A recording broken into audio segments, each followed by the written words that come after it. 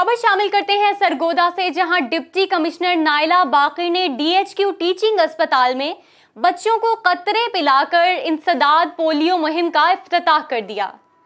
जिला भर में 5 रोज 5,24,706 बच्चों को पोलियो से बचाव के कतरे पिलाए जाएंगे।